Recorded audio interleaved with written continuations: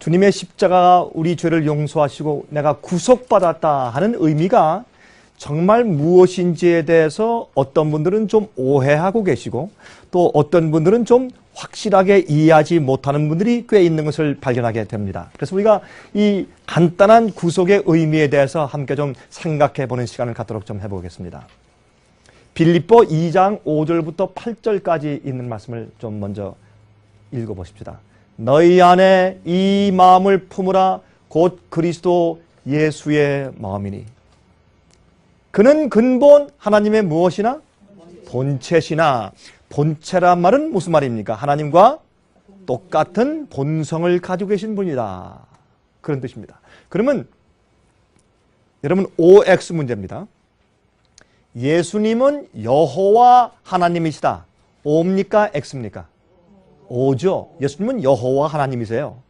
그렇죠? 하나님 아버지와 동등되신 그런 여호와 하나님이십니다. 그러므로 그는 근본, 원래 하나님 아버지와 본체, 같은 본성을 가진 본체시나 하나님과 동등됨을 취할 것으로 여기지 아니하시고 오히려 자기를 비어 종의 형체를 가져 사람들과 같이 되었고 예수님께서 당신께서 하나님 되신 그 하나님 되심을 비워버리시고 하늘에 두시고 이 땅에 사람, 죄인의 종의 형체를 가지고 사람과 같이 되신 상태에서 이 땅에 오셨다. 그것을 우리가 성육신이라고 그러죠. 성.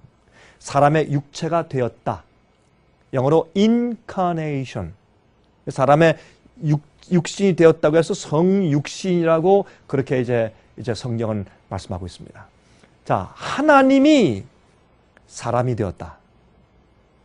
우리가 그걸 어떻게 이해해야 돼요? 너무 엄청난 얘기이기 때문에 우리가 늘 들어오던 얘기니까 그저 그런 것보다 하지만은 우리가 이 사실을 정말 깊이 이해하면 우리가 이 하나님께 대한 주님께 대한 감사와 우리의 회개가 정말 깊어질 것이에요. 우리가 이 사실을 정말 깊이 이해하면 정말 죄가 미워지고 예수님이 너무 좋기 때문에 너무 주님을 사랑하게 되기 때문에 우리 생애가 전적으로 변화하게 될 것입니다. 그러니까 예수님의 그 죽으심의 가치를 우리가 깊이 이해해야 돼요. 하나님이신데 인간이 되셨다. 그 인간인데 예수께서 이 땅에 태어나실 때 아담의 아들로 태어났어요? 아니죠. 아브라함의 아들로요? 그 후손으로. 그러니까 아담이 범죄한 다음에 약 몇 년 후에 약 4,000년 이후에 인간으로 오셨는데 자 보세요. 예수께서 오실 당시에 이 세계를 지배하던 제국의 이름이 뭡니까? 로마 나라. 근데 로마 사람들이 그 당시에 얼마나 악했어요. 로마 사람들은 그리스도인들을 붙잡아다가 사자 밥이 되게 하고 그걸 어디에서? 원형극장에서. 제가 이태리 로마를 방문했을 때 로마에서 이제 그 교황청이 있는 바티칸에서 조금 떨어진 곳에 오면 그 원형극장이 있어요. 요즘엔 제가 갔다 온 지가 꽤 오래됐는데 요즘에는 그 원형극장을 좀 상당히 많이 이렇게 개조하거나 보수했다는 얘기를 제가 들었습니다. 그런데 정말 그 원형극장에 가면 끔찍해요.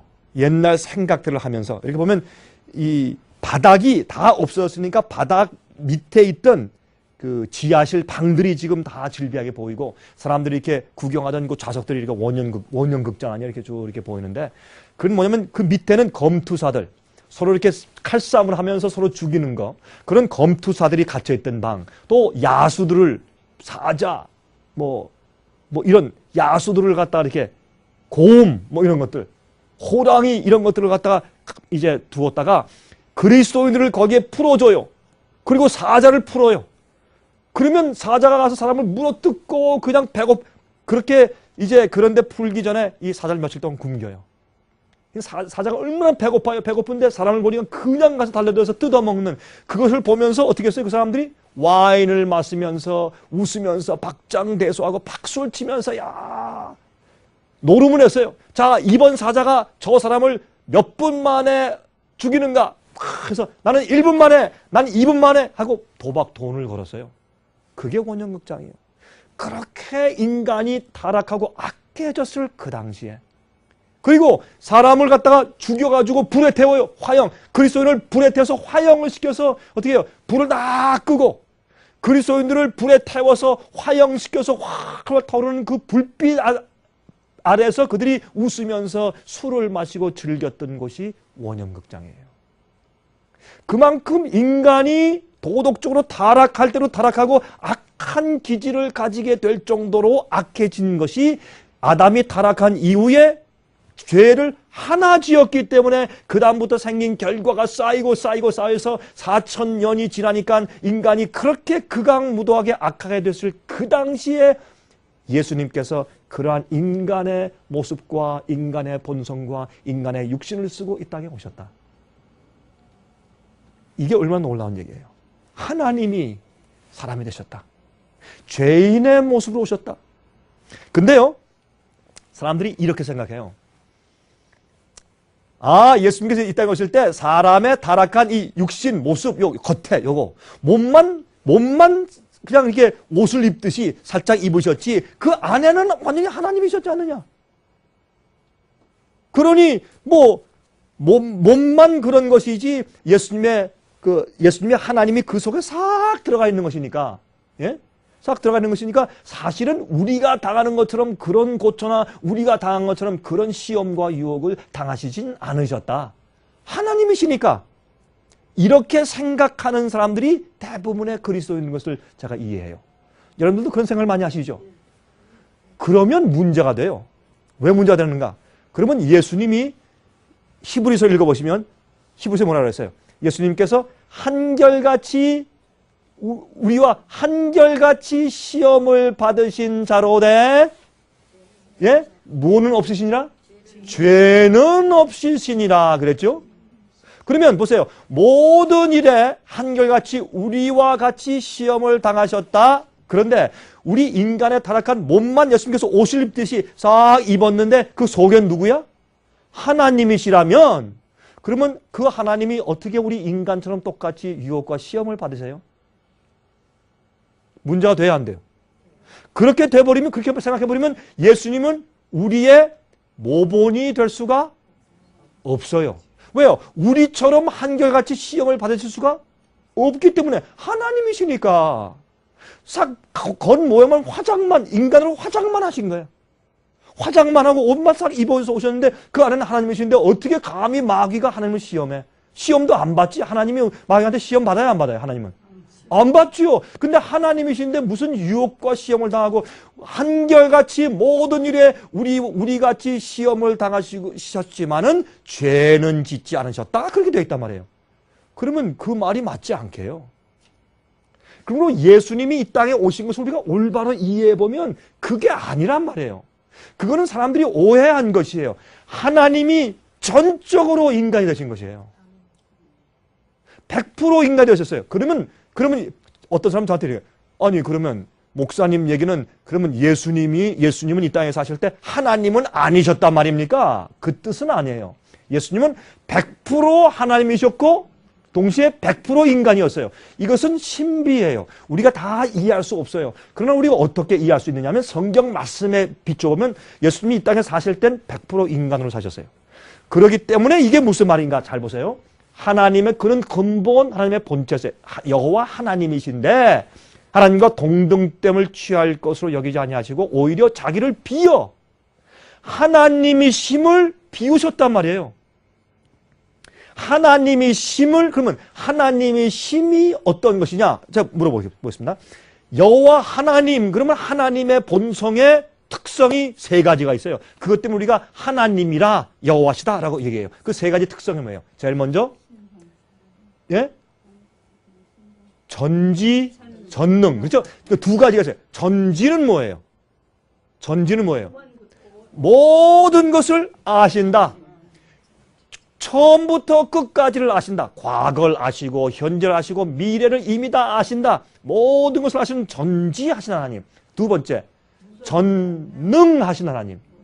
전지전능이니까 전지는 뭐예요? omniscience. 모든 걸 아시는 분. 그 다음에 두 번째 어떻게 해요? almighty. 모든 걸 살 수 있는 분. 하나님은 말씀으로 세상을 창조하시고 하나님께서 태양을 보고 너는 고만 태양에 있기를 그쳐라 하면 태양이 없어지는 거예요. 말씀으로 빛이 있으라 할 때 빛이 착 있어요. 그러면 말씀으로 빛이 있으라 할 때 하고 빛이 생길 때 하고 시간이 얼마 걸렸어요? 빛이 있으라 할 때 빛이 생길 때까지 시간이 얼마 걸렸어요? 5초? 1분? 3분? 얼마요? 즉시요. 빛이 있으라 하니까 촥 빛이 생겼어요. 예수님께서 물로 포도즙을 만드셨죠. 포도주가 아니요. 포도즙이요. 예? 어떤 사람들은 예수님께서 포도주 술을 만드셨대. 그러면 예수님께서 술을 만들어서 사람들이 강하게 취해가지고 비틀거리고 아 좋다 아리랑 이러고 집에 가게 하셨단 말이에요. 그거 아니죠. 이걸 그렇게 오해하지 말자고. 하나님은 어떻게 원래 만드신 포도즙을 그 와인이란 말을 옛날에 포도즙에도 썼고 또한 그게 발효됐을 때 술이 됐을 때도 포도주로도 쓴 말씀인데 원래 그것은 예수님께서 만드신 거는 술 취하게만 취할 때 우리가 술 취한 상태에서 성경 말씀이 이해돼야 안 돼요. 안 되죠. 그러면 술 취하는 것을 만들어 주실 리가 있어요, 예수님께서? 말이 안 되지. 그거는 우리에게 아주 정말 생기가 샘솟게 하는 포도즙을 주신 것이죠. 그렇죠? 그래서 포도주라고 번역됐지만 영어에는 와인이라고 하는 그런 헬라 말에는 포도주라는 말도 되지만 포도즙이라는 말도 돼요. 와인은 포도에서 즙을 짰다 그런 말이 와인이에요. 이해하시겠습니까? 그러니까 제 얘기는 뭐냐면 그게 포도즙에서 포도주가 되려면 또 한 단계를 거쳐야 돼요. 발효가 돼야 돼요. 그렇죠? 그러면 예수님께서 물에서 만들었을 때는 포도주가 아니라 포도즙을 만드셨는데 포도즙을 발효시키면 포도주가 된다고 말이에요. 그렇게 이해하는 게 좋다고 말이에요. 제가 그걸 말씀드리는 것이 아니라 포도주 얘기한 것이 아니라 예수님께서 물을 포도즙으로 바꾸게 하는 첫 번째 기적을 가나의 혼인잔치에서 하셨죠. 자, 그러면 보세요. 그 기적을 하나님께서 물을 포도주로 만든 기적, 포도즙으로 만든 기적을 오늘도 이 시간 지금 그 기적을 똑같은 기적을 이 세상에서 베풀고 계세요. 그래요 안 그래요? 어디서? 포도밭에서. 그래요 안 그래요? 나무가 땅속에서 물을 빨아서 끌어올려가지고 포도나무가 그걸 뭘 만들어요? 포도즙을 만들고 있죠. 근데 그렇게 하는 것은 시간이 걸려요 안 그래요? 시간이 걸려요. 근데 예수님은 하나님이시기 때문에 그 시간 걸리는 것을 딱 줄여가지고 어떻게 해요? 물을 퍼가지고 가져가 할 때 물을 가서 퍼서 가져가는 시간이 뭐 10초, 15초 아니면 30초 걸리는 동안에 그게 뭐가 됐어요? 물이 포도즙이 된 거예요. 그 간단한 거죠. 물이 포도주가 되게 하는 자체가 기적인데 그게 뭐 한 달 걸리든 석 달 걸리든 10초 걸리든 그게 무슨 문제예요. 물이 포도주가 되는 것은 불가능한데 포도주가 되잖아요. 지금도 어디에서? 포도밭에서. 맞습니까? 그러므로 하나님은 전지전능하신 분이요. 모든 걸 하시고 모든 게 가능하고 모든 능력을 가지신 분이에요. 창조하시니까. 그렇죠? 그래서 전지하시고 전능하셔요. 또 하나 더 있어요. 뭐? 무소부재. 그러면 무소부재. 그건 무슨 뜻이에요? 어디든지 계신단 말이에요. 어디든지 계실 수 있는 분. 그런데 저도 어디든지 있을 수 있어요. 그래요 안 그래요? 그렇죠. 오늘은 뉴욕 있다가 내일은 서울 있을 수 있어요 없어요? 내일은 서울 있다가 그 다음날 멕시코시티 있다가 그 다음에 캐나다 갈 수 있어요 없어요? 비행기 타고 갈 수 있죠. 그러니까 어디든지 있을 수 있는데 하나님의 속속에 무소부재는 뭐예요? 그렇죠. 동시에 어디든지 계시는 편만함이 있다는 뜻이 무소부재예요. 주님께는 시간과 공간이 없어요. 그렇죠? 그러니까 그게 하나님이세요.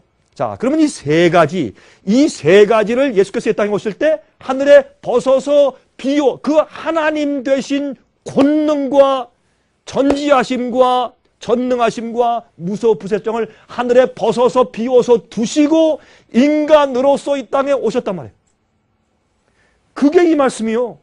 그러니까 이 희생은 우리가 상상하기 어려운 희생이에요. 이렇게 이해해야 주님의 희생을 우리가 감사하는 것이지. 주께서 오셨는데 가면만 싹 쓰고 그러나 하나님을 사셨는데 그러면 우리 모본도 안 되고 또 그럼 주님은 우리와 같이 한결같이 무슨 시험을 받았다는 거야 도대체? 나에게 무슨 모본을 내가 행한 것처럼 너희도 따라 행하라? 나를 따라오라? 이게 무슨 뜻인가 이해가 안 되는 거예요. 그러니까 예수님의 이 희생은 우리가 상상도 안 되는 어마어마한 희생이에요. 자, 그러므로 또 그것도 그런데 하나님이 천사가 되는 것만 해도 엄청난 일인데 사람이 되었단 말이에요. 아담이 범죄하기 이전의 사람이 아니라 타락한 다음에 4,000년 이후에 이렇게 찌들고 못나고 약해지고 정신력도 약하고 그렇죠? 육체도 약해지고 병나고 늙고 죽고 피곤하고 한 이러한 얻어맞으면 아프고 속상하고 외로움을 느끼고 그러한 인간으로 오셨단 말이에요. 이 희생이 얼마나 큰 거냐 말이에요, 세상에. 여러분 이 명상을 해보세요. 이걸 자꾸 명상하라고 묵상하면 우리 마음 가운데 너무너무 놀라서 하나님 날 위해서 어떻게 그렇게 하실 수가 있습니까? 하나님이 타락한 인간을 그냥 죽게 내버려 두실 수가 없어서 그렇게 하신 거예요. 그건 엄청난 사랑이에요. 우리가 하나님을 사랑한 것이 아니라 하나님이 먼저 날 사랑하신 것이에요. 우리를 찾아오신 것이에요. 계시는 하나님이 당신을 보여주신 것이에요. 우리가 찾아서 하나님을 만날 수가 없어요. 철학은 종교, 여러분 이런 과가 있죠. 이런 공부를 하신 분들이 이 테이블 보면 기분 나쁘시겠다. 그러나 할 말은 해야지. 저는 지금까지 말이죠. 한국이나 미국에서 종교 철학과를 나온 사람 치고 진짜 훌륭한 믿음을 가진 사람을 참 드물게 보았어요. 종교는 철학이 아니에요. 태초에 하나님이 세상을 천지를 창조하시니라 그 믿음부터 출발하는 게 신앙인데 종교 철학이 아니에요. 비교 종교와 그게 뭐예요? 비교 종교, 종교 철학. 이건 사람이 만들어낸 것이에요. 태초에 하나님이 천지를 창조하시니라. 그렇게 성경은 시작을 해요. 그런데 그 하나님이 이 땅에 오신 것은 이거 엄청난 놀라운 희생이란 말이에요. 희생이란 말이에요. 그러면 예수님께서 오셨을 때 어떻게 해요? 인간과 똑같이 사신 것이에요. 우리가 똑같이 사시면서 똑같이 시험받고 마음이 아프시고 외롭고 슬프고 괴로우시고 예? 어떤 시험을 당할 때 주님께서 어떻게 마음이 떨리시고 겟세마네 동산에서 시험 받았어요? 안 받았어요? 마귀가 막 시험을 주니까 어떻게 했어요? 아버지시여 주님께서 예언하신 대로 이 땅에 와서 우리를 위해서 십자가에 돌아가시는 메시아가 되기 위해서 오셨는데 예수의 마음이 그 잔을 보고 너무 기가 막힌 아버지께 버림받고 우리 죄를 대신 지시고 우리 죄 자체가 되셔서 죄의 형벌 받으러 가시려고 하니까 너무 떨리니까 아버지시여 할 수만 있으면 이 잔을 내게서 옮겨주십시오 라고 떨릴 정도로까지 시험을 받으셨단 말이에요. 어떤 때 우리는 주님의 뜻과 그다음에 너무 그때로 뜻대로 십자가 지고 가려니까 싫어, 무서워, 포기하고 희생하기가 싫어서 우리가 떨릴 때가 있어요, 없어요? 물론 예수님께서 겟세마네 동산에서 떨린 시험은 우리보다 훨씬 높은 차원에서 하신 것이나 그 질은 비슷한 것이에요. 우리가 어떤 때 시험 받고 떨리는 것과. 예수님은 한결같이 우리와 같은 시험을 당하신 분이란 말이에요. 그런 분이 자기의 하나님 되심을 전지함과 전능함과 무소 부세성을 하늘에 접어두시고 비우시고 종의 형체를 취하시고 이 땅에 오셨단 말이에요. 여러분 감사하세요? 이건 놀라운 얘기예요. 얼마나 감사한지 몰라. 그러니까 우리의 희망이 있는 것이지. 그래서 예수님은 하늘에 승천하셨을 때 이제 우리의 영원한 맏형이 되셨어요. 그래서 히브리 2장에 보면 거룩하게 하시는 자와 거룩하게 함을 입는 자가 다 한 곳에서 났으니 예수님도 인간을 하셨고 우리도 예수님과 함께 거듭나서 주님 안에 속하게 돼서 주님은 우리의 형이요. 우리 온 인류의 대장이 되셨어요. 인간으로. 이젠 그래서 예수님은 둘째 아담이에요. 첫째 아담이 실패했으니까 둘째 아담이 오셔서 인간이 되어서 우리의 대장이 되신 것이에요. 아담이 우리의 대장 아니에요. 아담이 실패했어. 예수님이 그래 내가 대신해 줄게. 주님이 오셔서 우리와 똑같은 피와 살을 나누신 것이요. 다윗의 혈통으로 나시고 혈통이 뭐예요? 다윗의 자손의 피와 살을 나누음 받으시고 그렇게 해서 오셔서 했기 때문에 우리와 똑같은 인간이 되신 것이에요. 그러면 예수님이 하나님이 아니네. 우리 인간은 똑같네. 뭐가 다르냐? 예수님은 이 땅에 사시다가도 하나님이 되시려면 1초 동안에 내가 돌아가겠다 하면 즉시로 하늘 올라가서 다시 하나님 되시는 것이에요. 예수님은 그 고난을 그냥 가지고 계셨지만 그걸 사용하지 아니하시고 33년 반 동안 끝까지 인간으로만 사시다가 돌아가시고 부활하고 승천하신 것이에요. 그러면 여러분 이렇게 질문하실 것이에요. 제가 지금 설명하는 것은 여러분 중요한 것이에요. 이렇게 이해해야 예수님의 성육신에 대한 감사함이 솟구치고 주님이 나와 아주 가까워지고 나의 모범이 되는 거예요. 근데 하나님이신데 뭐 해버리면 뭔가 나의 모범도 아니고 나하고 먼 거리에 있는 분이에요. 그렇죠? 먼 하늘에서 자 일로 와 내가 구해줄게 이렇게만 하신 분이에요. 자 보세요. 독수리. 이 땅에서 있는 토끼에게 독수리가 모범이 돼야 안 돼요. 독수리에게 독수리가 말이죠. 토끼에게 토끼가 잘 뛰죠. 잘 뛰지만은 날아가면서 너 잘 뛰지만은 날을 줄 알아야지 이 답답한 사람아. 자 날아가면서 자 날 따라와봐 날라봐 돼요 안 돼요? 안 돼요. 그러면 토끼에게 독수리는 자기 모범이 될 수가 없어요. 그러므로 예수님이 우리 같은 처지에서 살아보시지 않았으면 주님께서 날 따라오라 그렇게 말씀하시면 어떻게 따라가요? 뱁새가 황새를 따라가면 가랑이가 찢어진다. 이건 그게 아니라 거북이가 독수리를 따라가려고 하는 것이죠. 말이 안 되는 것이에요. 그래서 예수님을 그렇게 이해해야 돼. 그게 합당하잖아요. 그게 합리적이고 성경적이고. 그런데 오늘날 사람들이 예수님을 다른 본성으로 자꾸 이렇게 그래서 어떻게든지 우리와 다른 존재고 신성을만 강조해서 예수님은 우리를 구원하시는 분을만 강조하기 때문에 우리는 어떻게 예수님께서 십자가 돌아가시는 거 믿기만 하면 날 그저 번쩍 들어서 구원하시는 것이고 내가 주님을 따라서 주님처럼 살 필요는 없다 이렇게 돼버리는 거예요. 이해되십니까? 무슨 뜻인지? 예, 오케이. 저희 계속하십시다 이제. 자, 그런데 그렇게 자기를 비어 종의 형체를 가져 사람들과 같이 되었고 사람의 모양으로 나타나셨음에 자기를 낮추시고 죽기까지 복종하셨으니 곧 십자가에 죽으시며 주님이 인간이 되셔서 사셨는데 어디까지? 끝까지 우리와 같은 시험 당하시고 유혹당하시고 하면서 이기시고 무엇으로? 성령으로 이기시고. 그런데 여기 이런 질문이 있으실 거예요. 그러면 예수님께서 그렇게 하셨다면 예수님이 십자가에 돌아가시고 부활하신 것은 하나님이니까 부활하신 것이지. 이렇게 말씀하실 수 있어요? 그 말이 맞아요. 그러나 예수님께서 우리의 완전한 모범이 되시기 위해서 예수님께서 부활하실 때 하늘에서 누가 내려왔어요? 누가 내려왔어요? 천사가 내려와서 예수님을 불러 깨우셨죠. 그러니까 천사가 내려왔다는 하는 것은 어떻게 해요? 예수님이 부활하는 부활 아침에 천사가 내려왔어요. 예수님을 깨우러 내려왔다고 말해도 큰 잘못이 안 돼요. 왜냐? 예수님이 인간적으로 우리와 똑같은 면에서 지금 무덤에서 주무시고 쉬고 계세요. 죽은 입장에 계세요. 그러면 우리가 의인이 주 안에서 자는 자들이 예수께서 오실 때 무덤에 자고 있을 때 천사의 나팔 소리에 그들이 어떻게 합니까? 어떻게 해요? 일어나죠. 그걸 우리가 뭐라 그래요? 부활이라 그러죠. 그러면 우리도 부활하잖아요. 그러므로 예수님은 우리 부활의 뭐예요? 첫 열매시고 상징이에요. 예수께서 부활하신 것처럼 우리도 앞으로 부활할 것이에요. 제가 볼 땐 저는 이렇게 믿어요. 예수님이 앞으로 곧 오신다고 저는 믿기 때문에 제가 죽기 전에 예수께서 오신다고 저는 믿어요. 그래서 저보다 연세가 조금 많으신 분들은 제가 장담은 못하겠는데 적어도 저와 동년배 되는 사람들은 살아서 예수님 맞이한다고 저는 그렇게 믿고 사는 사람이에요. 저는 목사라서 그렇게 믿는 게 아니라 그게 제 성경을 믿는 제 신앙이에요.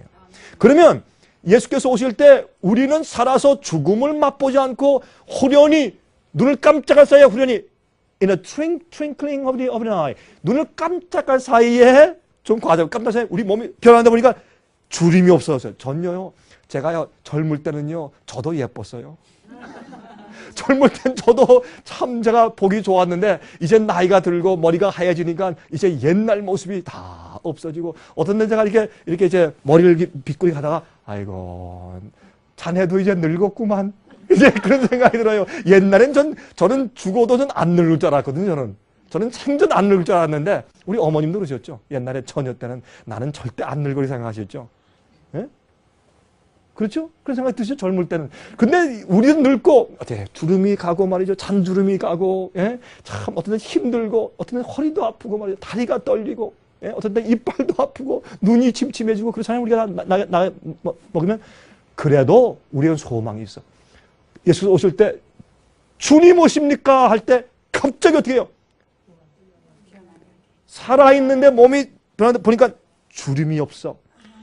어린아이 같은 살결로 가장 아름답고 내가 가지고 태어난 이 골격에서 조각가가 만들면은 가장 아름답게 만들 수 있는 그 모습으로 갑자기 변했어.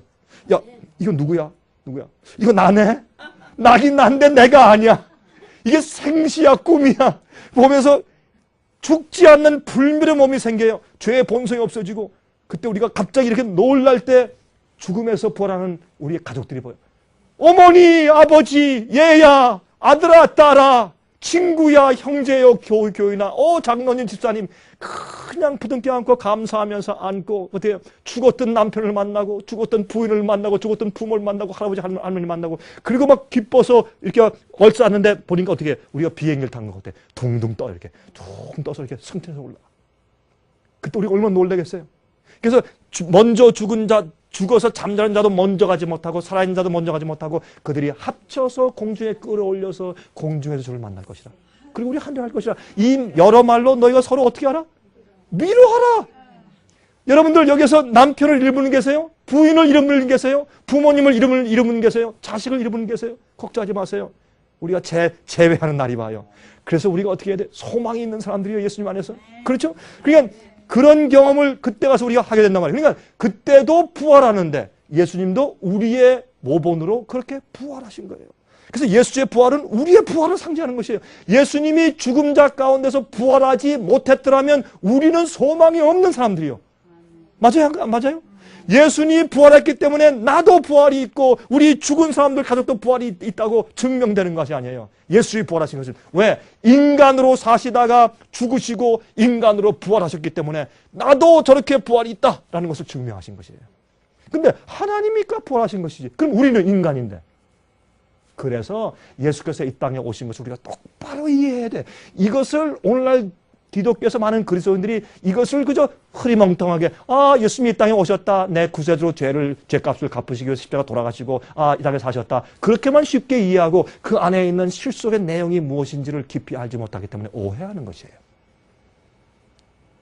자, 근데 그렇게 하다 나중에 사람의 모양으로 나타났는데 자기를 낮추시고 죽기까지 복종하셨으니 십자가에 죽으시더라. 십자가의 죽음이 얼마나 무섭고 두렵고 떨리는 것인지 십자가에까지 죽으심이라. 예? 제가 조금 더 설명하지만 십자가에 죽으심은 십자가에 못 박힌 이 못 자고 아픈 거 발에 못 박고 창 옆구리 찔리고 못 박힌 그 고통 때문에 죽으신 것이 아니에요. 예수님은 여러분의 죄와 제 죄를 대신 지시기 때문에 그 고통 때문에 죄의 책임을 대신 지심으로 심장이 터져서 돌아가셨어요. 그게 예수님의 십자가예요. 십자가에 못 박힌 고통 때문에 돌아가신 것이 아니에요. 여러분 조금 얼마 전에 멜 깁슨 배우가 만든 영화가 있었죠. 그 뭐요? Passion of Christ예요, 이름이. 여러분 만약 여러분 집에 그 영화의 DVD나 테이프 있으면 당장 올방 가서 버리세요. 쓰레기통에 당장 버리세요. 그건 가짜예요. 그거는 로만 캐톨릭 교회가 본 예수님의 십자가의 죽음이에요. 그건 성경의 죽음이 아니에요. 거기엔 그 영화는 어떻게 예수님을 표상해요? 막 잔인하게 매맞는 거, 못 박힌 고통, 육체의 고통 때문에 돌아가시는 것으로 표현했어요. 그래서 예수님의 육체의 고통을 통해서 내가 구속받는다. 내가 죄의 고통을, 육체의 고통을 그렇게 당할 것을 예수님이 그 잔인한 육체의 고통을 대신 당해 주었으니 내가 구원받는다. 그렇게 표현한 것이 그것이 그 영화예요. 그건 가짜예요. 그건 성경적이 아니에요. 예수님이 우리 죄를 지신 것은 예수님의 영혼 속에서 내 죄의 죄책감과 책임을 지시고서 하나님 아버지께 버림받는 경험을 하시면서 둘째 사망의 무서움을 대신 당해 주신 것이에요. 자, 보세요. 우리가 예수님을 믿어도 죽어야 안 죽어요? 자, 우리 어머님. 우리가 예수를 믿는 사람도 죽죠. 예수 안 믿는 사람도 죽고. 그러면 예수님의 십자가는 우리를 첫 번째 사망에서 우리를 구속하는 것이 아니죠. 어디에서 우리를 구속해요? 첫째 사망이요? 둘째 사망? 둘째 사망, 영원한 사망에서 우리를 구속하는 건 아니에요. 그래 똑바로 이해죠. 그러므로 예수님은 우리 영혼이 이제 죄를 회개하거나 사함받지 못하고 하나님께 자비와 은혜가 없이 완전히 지옥불에서 타서 멸망해버리는 그 무서운 고통을 우리 대신해서 책임지시고 당해주신 거예요. 그건 우리가 이해를 못해. 그럼 우리가 이해하려도 이해가 안 돼. 경험을 안 해봤기 때문에. 그 무서움 때문에 예수님이 영혼이 떨리신 거예요. 엘리 엘리 라마 사박다니, 나의 하나님 어째 나를 버리십니까? 여러분이 회개 안 하고 죽는다면 버림받는 거죠. 그건 무서운 죽음이에요. 여러분 절대로 그런 죽음을 당하시면 안 돼. 하나님께 버림받고 죽는 사람처럼 무서운 죽음이 없어요. 그 죽음을 우리 대신 예수님께서 체험하신 것이 십자가예요. 그 영혼의 떨림과 괴로움인데, 근데 패션 오브 크라이스트는 뭘 해놨어요? 예수님의 육체의 고통을 그려놨어요. 그래서 여러분 로만 카톨릭교에서 미사를 드리죠. 미사를 드릴 때 어떻게 해요? 예수님의 그 고통한 육체가 그 떡을 먹을 때 그건 성만찬 예식이 아니에요. 미사하고 성만찬 예식은 다른 것이에요. 그거는 미사는 잘못된 오류예요. 이방의 가르침이 섞여 들어온 것인데, 그래서 이렇게 신부가 미사 떡을 이렇게 띄워주면 이렇게 해서 받아요. 동그란 거. 그걸 받으면 그게 어떻게 해요? 즉 받을 때 그것이 예수님의 진짜 살로 표현한다. 그래서 예수님의 죽으신 육체의 고통, 육체가 내 속에 들어가서 예수님의 육체를 내가 받아먹고 피를 마시고 내 속에 그것을 받아들임으로 내 속에 구원이 이루어지는 것이에요. 그것은 뭐예요? 잘못된 가르침이에요. 잘못된 가르침이에요. 그 미사에 대한 구속의 의미는 잘못된 가르침이에요. 이해하시겠습니까? 또 계속 하십시다. 성만찬 예식은 우리가 해야죠. 성만찬 예식은 상징이에요. 이 떡은 내 살을 상징하는 것이니 이 포도즙은 내 피를 상징하는 것이다. 그러면 그것은 상징이죠. 내가 예수님의 살을 먹는다는 것은 예수님의 생명의 떡인 예수님의 성품과 생애를 받아들인다는 그 뜻이고, 왜? 우리가 떡을 먹으면 우리가 빵과 밥을 먹죠. 먹으면 씹어 먹으면 그것이 내 속에 들어가서 뭐가 돼요? 살과 피가 돼요. 그러니까 그건 예수님의 사상, 품성, 예수님을 내가 받아들이면 예수님의 사신 생애와 성품이 내 속에 들어와서 내 생애화되는 것이에요. 내가 주님을 따라 사는 것이, 그것이 떡을 먹는 상징이고, 또 포도즙을 마시는 것은 예수님의 피를 마시는 것인데, 피를 마시면 그 피가 내 속에서 내 죄를 어떻게 해요? 씻어. 우리 죄는 비누로 씻을 수 없기 때문에 예수님의 나를 대신해서 죽으신 그 피의 보혈로 내 죄를 씻은 다음에 뭐예요? 피는 우리 피에 들어오면 피가 우리에게 뭘 공급해요? 생명을 공급해요. 양분을 공급하는데, 그게 동맥으로 돌다가 정맥으로 나갈 때 이 피가 우리 각 세포마다 다 모세 혈관을 통해서 끝까지 다 퍼지다가 돌아갈 때는 무엇을 가지고 돌아가요? 쓰레기를 쉽게 표현하면 양분을, 생명력을 가지고 우리 몸에 들어와서 쫙 돌았다가 돌아갈 때는 우리 몸과 세포 속에 있는 쓰레기 같은 것들을 다 가지고 돌아가서 그걸 씻어줘요. 그래서 피는 우리에게 생명을 주고, 두 번째 우리를 씻어주는 역할을 하는 것이에요. 그걸 상징하기 위해서 어떻게 너희는 내 떡을 마시고 내 피를 마시라고 상징하신 것이지, 실제로 그게 화채설, 그게 먹을 때 실제 피가 되고 실제 몸이 되고, 이건 오류예요. 이단설이에요. 이해하시겠습니까? 또 보십시다. 제가 지금은 제가 오늘 그림을 제가 많이 보여드리지 않지만 제가 상당히 자세하게 설명을 지금 애를 쓰고 있는 것이에요. 히브리 2장 9절 보세요. 오직 우리가 천사들보다 잠깐 동안 못하게 하심을 입은 자 곧 죽음의 고난 받으심을 인하여 영광과 존귀로 관쓰신 예수를 보니 이를 행하심은 하나님의 은혜로 말미암아 모든 사람을 위하여 무엇을 맛보심이라? 죽음을 맛보려 하심이라. 자, 우리 인간이 죽는 죽음이 무엇인지를 맛보시는데, 특별히 무슨 죽음이냐? 회개하지 않은 자들이 죽는 죽음. 무서운 죽음, 멸망의 죽음을 주님께서 대신 맛보셨어요. 그래서 이 주님께서 어떻게 해요? 우리를 위해서 죽음을 맛보시기 위해서, 또 사람은 그리스도인도 죽잖아요. 그러니까 죽을 수밖에 없는 인간의 몸을 가지고 오셔서 죽어보신 거예요. 또 그 죽음은 그냥 죽음이 아니라 우리가 죄로 인해서 죄 책임을 지고 죽어가는 무서운 죽음을 주님께서 대신 우리 위해서 맛보셨단 말이에요. 제가요, 제일 처음에 이제 미국에 이민 왔을 때, 저는 처음에 와가지고 공부를 좀 더 하려고.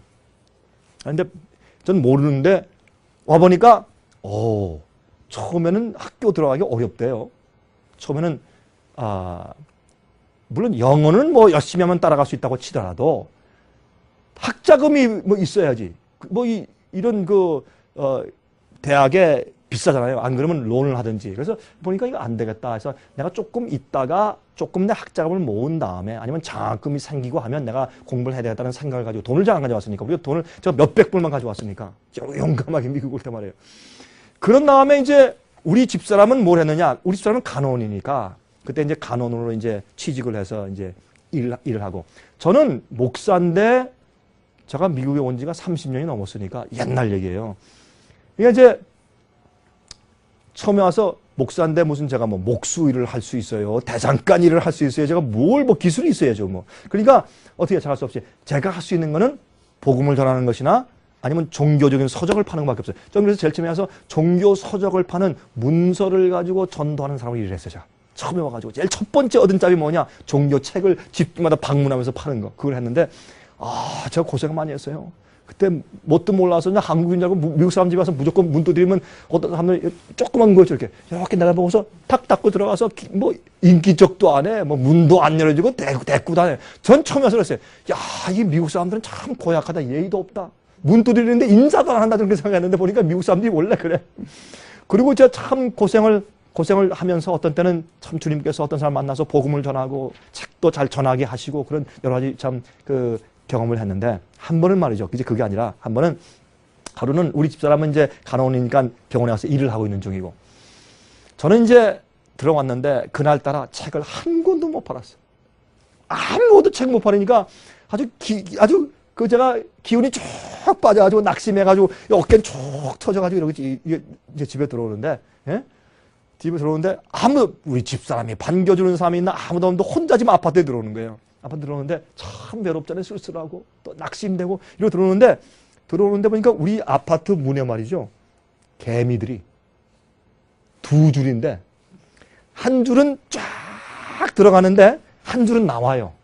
들어가는 줄은 까만데 나오는 줄은 하얘. 예? 진짜로. 그래서 이게 무슨 일이냐? 개미 떼가 어떻게 우리 집에 다 모였느냐? 하고 제가 문을 열고 들어갔어요. 들어가서 개미를 좀 따라가는 거예요. 따라서 쭉 보니까 그래서 응접지를 지나가지고 이게 조그만 아파트였는데 응접지를 지나가지고 그다음에 이제 부엌 마루를 지나서 이렇게 쭉 따라가니까 부엌에 그 부뚜막이제 그 캐비넷 밑에 있는 걸 뭐라 그러죠? 그걸? 싱크대에 있는 그 옆에 있는 걸 뭐라 그래요? 이거 이제 있잖아요, 이거. 예? 예, 하여튼 그 옆에 이거 부뚜막 있잖아요. 그쪽으로 이렇게 한국말로 합시다. 부뚜막에 영어로 하는 거고 그 잊어버렸네. 이게 쭉 올라가다가 이제 올라가서 그 위에 이렇게 쭉 올라가더니 나중에 또 벽을 타고 올라가. 나중에 캐비넷 속에 보니까 거기 이런 병들이 있는데 병에 설탕병이 좀 열려 있어. 그러니까 이 개미들이 뭐 그걸 어떻게 알았는지 그거 들어가서 그걸로 다 들어갔는데 들어갈 땐 까만데 나올 땐 하얘. 하나씩 짊어지고 나오니까 들어갈 때 까만데 하얀 게 쭉 나와서 또 이렇게 또 한 줄이 쭉. 개미는요 질서 있어요. 한 줄로 까만 게 들어갔다가 하얀 게 쫙 나와서 쭉 두 줄로 한 줄은 가고 오고 쫙 이렇게 되어 있어요. 제 마음 가운데요. 제가 왜 화가 났느냐? 제가 제 자신에게 화난 거거든요. 어떤 때 우리가 화날 때 자기가 화나서 화나는 거지 남 때문에 화나는 그것보다는 어떤 때 자기 스스로 화가 나서 그러는 거예요. 내가 화가 나가지고 나는 오늘 하루 종일 책 한 권도 못 팔았다. 내가 이렇게 들어오는데 이 집 주위에 부자가 많을 텐데 도둑질 하려면 다른 집 부잣집에 가서 설탕 훔쳐가지. 이처럼 가난한 우리 집에 와서 이게 무슨 짓이냐. 그게 내가 신세 한탄으로 내가 화가 나는 거예요. 그래서 제가 어떻게 했냐. 저 목사가 어떻게 했는지 아세요? 이래가지고 그날 수백 마리 개미를 죽였어요, 제가. 근데 막 이래가지고 개미를 다 죽이고 나중에 제가 좀 화가 나가지고 나중에 쓰레기 바퀴로 이제 빗자루를 다 쓸어서 이렇게 담는데 참 미안하더라고요. 중들도 개미를 안 죽이고 이렇게 건너가는데 이 목사가 수백 마리를 밟아 죽였으니 이게 참 내가 미안하잖아요. 그것도 미생물인데. 내가 참 괜히 나 개미한테 화풀이를 다 했구나. 그런 생각으로 제가 그렇게 다 쓸어 담아가지고 다 쓸어 담아서 그 다음에 제가 쓰레기통에 이렇게 붓는데 이런 생각이 들어와. 이건 생각이에요. 소리를 들은 게 아니라 계시를 받은 게 아니에요. 생각이 지나가는데 이런 생각이 지나가요. 병구가 너 오늘 개미가 좀 돼버렴. 무슨 누가 이 정신 나간 말을 하는 거야? 나처럼 이렇게 멋진 사람이 똑똑한 인간이 이 젊은 사람이 개미가 되다니 이게 말도 안 되니 그런 생각이 제가 혼자 하는 거예요. 근데 이 개미들이 이 아파트먼트 컴플렉스에서 말이죠. 자꾸 뭘 잃어버려. 길을 잃어버려서 어디를 가요? 자꾸 이 집 저 집 들어가서 밟혀 죽어. 그러니까 그러지 말고 네가 오늘 개미가 돼가지고 개미 대장이 돼가지고 그리 가지 말아라. 일로 가라. 하고 인도하고 좀 보호 좀 해라. 내가 이 엄청나게 똑똑한 인간이 개미가 되다니 그런 생각을 제가 속으로 혼자 하면서 갑자기 어떤 생각이 들어오느냐. 제가 콧날이 시큰해. 이게 성육신이구나. 병나고 죄로 찌들어서 멸망당해서 갈 길을 모르고 잃어버려서 자꾸 멸망의 길로 가는 우리 인간을 구원하기 위해서 예수님이 인간이 되신 거예요. 이건 하나님이 개미가 된 것보다 인간이 개미가 된 것보다 훨씬 더한 거예요. 그래요, 안 그래요? 훨씬 더한 것이지. 예? 하늘에는 세 클래스가 있어요. 하나님, 그 밑에 천사, 그 밑에 인간들. 하늘에도 타락하지 않은 인간들이 있어요. 욥기서 보면, 여기서 1장, 2장 보면 하나님의 아들들이 모인 회의가 있어요. 히브리 12장 보면 장자의 총회가 있어요. 이건 각 지구 같은 살아있는 이런 인간들이 사는 그런 세계에 아담같이 제일 먼저 창조받은 장자들이 장자의 총회예요. 그건 천사의 무리하고 달라요. 다르게 성경에 기록되어 있어요. 우리가 잘 모르지만 그렇게 설명되어 있어요. 에녹은 인간 가운데 살아서 올라가신 분이고 그거 말고 다른 혹성들도 있단 말이에요. 우주에. 우리 그렇게 보는 것이 옳아요.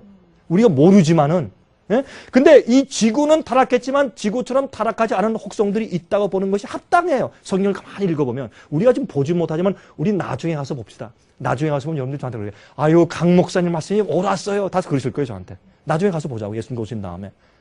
성경 그렇게 설명하고 있어요. 그러므로 예수님께서 이 땅에 오셨을 때 이거는 이런 말할 수 없는 그런 희생과 이 차이가 그러니까 하늘에는 하나님이 계시고 천사가 있고 인간들이 있어요. 이 지구상엔 제일 처음에 만물의 영장이 누구예요? 인간, 사람. 그 밑에 뭐예요? 짐승, 동물. 그 밑에 곤충. 그러니까 사람이 짐승 되는 것도 끔찍한 일인데 사람이 곤충이 되었어요. 개미가 됐어요. 마찬가지로 하나님이 천사로 되신 것이 아니라 사람이 되었는데 사람도 어떤 사람? 병나고 타락하고 죄진 인간이 되어서 오셨다. 그게 예수께서 인간이 되어서 오신 것이에요. 그렇게 오셔서 우리 생을 사시면서 고난당하시다 십자가에 돌아가신 것이에요. 그럼 십자가에 돌아가셨다 이게 무슨 뜻이냐? 이제 그걸 좀 보겠습니다. 이제 자, 구속의 의미가 무엇이냐? 예레미야 32장 6절 7절 9절부터 11절에 이런 말씀이 있어요. 예레미야가 가로되 여호와의 말씀이 내게 임하셨느니라. 이르시기를 보라 내 숙부 살룸의 아들 하나멜이 내게 와서 말하기를 너는 아나돗에 있는 내 밭을 사라. 이게 누구예요? 다시 말해서 자기 숙부의 아들이니까 예레미야의 누구예요? 조카죠? 그러니까 자기 숙부 살룸의 아들 하나멜이 조카가 와서 말하기를 여기에 번역이 너는 그랬지만 어디 감히 너는이에요. 아저씨 앙커 아저씨, 그러니까 숙부의 아들이 나를 뭐라고 불러요?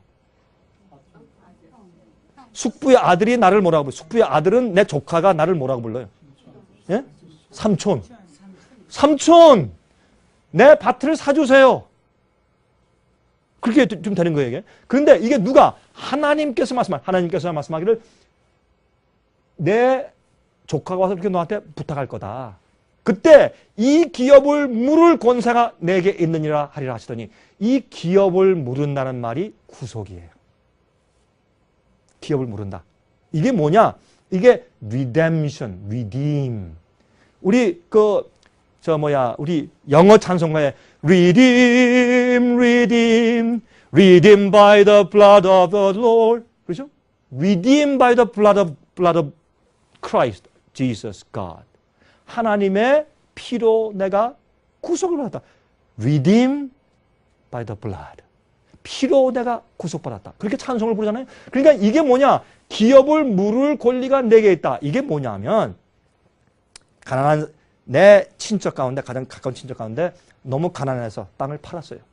왜? 못 살겠으니까. 땅을 팔았는데 땅을 팔아가지고 사업을 하다가 사업도 또 망했어. 그러면 굶어 죽게 생겼어요. 그러면 그 땅을 도로 사줘야 그 땅을 농사를 지어서라도 먹고라도 살지.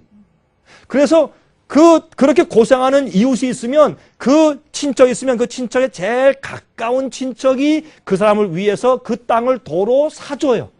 도로 돈을 내서 사줘서 그 사람이 땅을 다시 회복해서 농사 짓고 먹고 살 수 있도록 해주는 것을 가리켜서 성경은 기업을 도로 물러줄 권리가 있는 자라. 누구? 제일 가까운 친척이. 그건 예수님을 상징해요. 이 제도를 주신 것은 예수님이 우리를 구속하기 위해선 우리 같은 인간이 되셔서 우리와 가까운 인간이 되셔서 형제가 되셔서 오셔서 지가 당할 그 죄의 결과를 대신 당해 주시고 우리가 영생을 얻도록 우리 기업을 도로 물러 주셨어요.